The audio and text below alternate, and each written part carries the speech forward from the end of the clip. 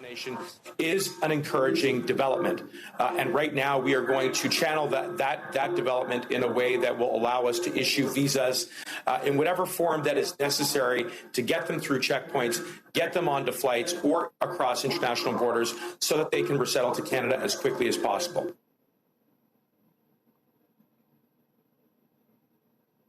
Thanks, Lisa. We'll now go to the next question. Operator. Thank you. Our next question is from Lee Bertium from the Canadian Press. Please go ahead. À vous la parole. Yes, thank you. I might double or possibly triple barrel this question. There's a lot to ask here. I wanted to start by asking how many people have been approved for special visas or through the SIM program, but remain in Afghanistan, as far as you know. What are you going to do about those people? Should they start making their way to Pakistan? And you mentioned watching the Taliban's actions, not its words. What about Pakistan? There's been word that they are preventing or do not want more refugees to come in. So, sorry, a lot there, I realize, but just wanted to cover it all. Yeah, you did pack a little bit into the question, but I'm going to do my best to answer it, Lee. So first and foremost, as you've heard, we have evacuated roughly 3,700 out of Afghanistan, the majority of whom are Afghan refugees and nationals who will be resettled under our special immigration measures. We believe that number will reach slightly over 2,000. Some are remaining in transit, and we are working very closely with our international partners to locate Afghan refugees and nationals whom they have helped to evacuate. And again, today's announcement is another important step in our coordination with the United States to further accelerate the work of identifying Afghan refugees in alignment with the priorities which are enumerated in our humanitarian resettlement program, which again was the first of its kind around the world, and that was launched by Canada. The numbers are fluid, and we are going to continue to process as many applications as possible. When we launched the Special Immigration Measures Program, we did it with a view to being as inclusive as we could, not only of interpreters, as was the case the last time that there was a similar approach about 10 years ago, but other fixers, including those who have supported human rights, including those who work in the media, including those who support journalists. So our main objective now is to continue to process those applications, and we are working around the clock, not only to process those applications, but to ensure that they have the documents that are necessary to cross checkpoints, board flights, cross international borders so that they can get to Canada, and we're not going to stop. And so let me add a couple of things to that, if I may. I would like to say that at the moment, our advice to Canadians and Canadian permanent residents in Afghanistan and vulnerable Afghans is to stay put, because the situation at this point is uncertain. And as we have described, we're trying very hard to get the Taliban to agree to allow people to leave safely. And obviously, we're also working on trying to get the airport open again. So that is our advice to Canadians at this uncertain transition time at this particular moment. Of course, we can't prevent any personal decisions that may be made by people on the ground in Kabul.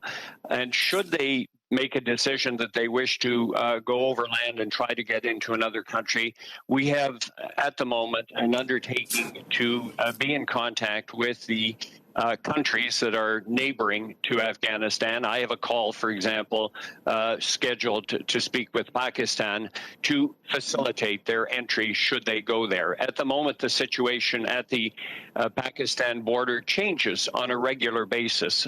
It's important to know that. And sometimes certain points are open and other points are closed. So we are going to be talking with Pakistan to tell them that if anybody does arrive at that border or other neighboring countries, we would like them to facilitate their entry. And of course, our embassies and consulates are waiting to process them to get them onto Canada. Thank you. And a follow-up, excuse me, you said, this question is in particular for Minister Mendicino. You said you're pulling out all the stops, but what do you admit your government and IRCC did not put enough resources and urgency into addressing this crisis after the July 23rd announcement? And if you don't agree, or if you won't say that, how do you respond to repeated complaints about the slow processing of applications by our IRCC, apparently because only a handful of staff were assigned, and about the lack of response from IRCC to applications that has left many Afghans in limbo? Right from the get-go, we've mobilized our entire global network to make this our #1 priority. We put additional resources on the front lines. We have support from other branches within government to stand up the hotline, which, as I said, is now operating at extended hours. We've more than doubled our capacity on that particular channel. Very few dropped calls, low wait times. You heard the thousands of emails that we have responded to. And critically, and most importantly, we are processing applications at an unprecedented clip. And as a result of that, you now hear of stories, and you've seen videos of those Afghan nationals who have their documents in possession, and they have been able to get out of Afghanistan. And you've seen now the positive and very encouraging results of that with ongoing flights arriving in Canada, and those Afghan refugees are completing their quarantines and putting down roots in their communities. The central challenge has always been the violence and the volatility on the ground in Kabul. And our commitment is that now, even after the coalition withdrawal has been completed, that we will continue to process those applications, that we will continue to express in clear and strong language that they should be permitted safe passage so they can resettle to Canada, to continue to work our international partners around Afghanistan so that we can receive Afghan refugees who are making their way to those locations, and to lead by implementing our humanitarian resettlement program. And today's announcement marks an important milestone with an engagement and an agreement with the United States to commence in earnest the prioritization of those Afghan refugees that will fall within the parameters of our program. And we are going to continue to exhaust every effort until we get this work done.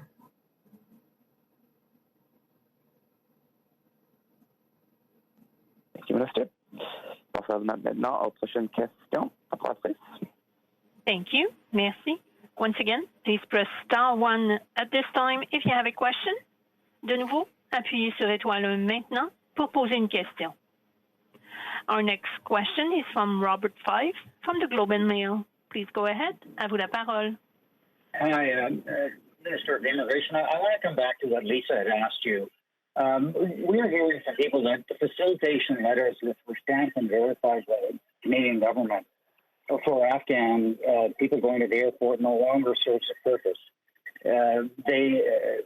People have been getting letters yesterday and today saying that the facilitation letter for travel to Ahmed Karzai Airport was issued to you to help you and your family navigate checkpoints only during the period of the Canadian evacuation flights out of Kabul.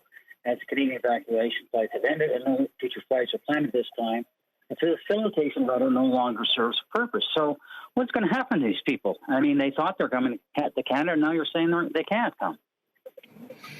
Well, Bob, as you know, again, the Taliban have been moving the goalposts on what is expected at those checkpoints, and we want to be absolutely clear and agile that they have whatever language and documentation that is necessary. So that is what we are solving for right now. We are solving to be sure that the documents that we issue them will work at those checkpoints and will allow them to board. We are getting that intel in real time, and we are responding very quickly.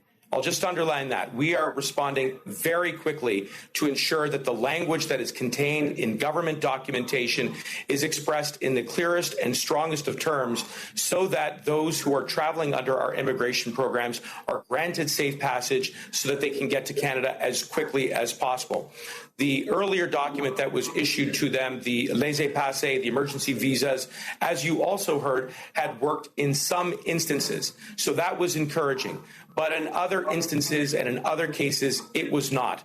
So as we continue to get the intel on the ground in real time, we are responding very quickly to ensure that the language is successful in granting safe passage to Afghan nationals who are transiting to Canada under our humanitarian and immigration pathways.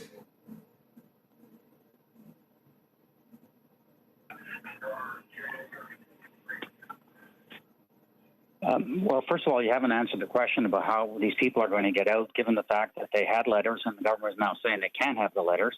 But I have another question to the Minister of Foreign Affairs. Mr. Garneau, can you tell us how many Canadian nationals and permanent residents are now in Afghanistan? You must have a number now because they would have registered with the Canadian government. Yes, we do, Bob. In fact, we now have that number because the main thing that we needed to figure out was how many Canadian nationals or permanent residents and family members were able to get out on some of our allies' flights. And now that we have had a chance to look at the manifests from those other countries, we estimate that at the moment there are roughly 1,250 either Canadian citizens, permanent residents, or family members that are in Afghanistan.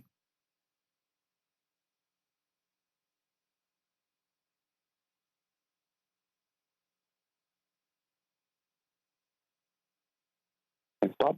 I'll now go to the next question. Operator, are there any more questions? And once again, please press star 1 if you have a question. Veuillez appuyer sur étoile maintenant si vous avez une question.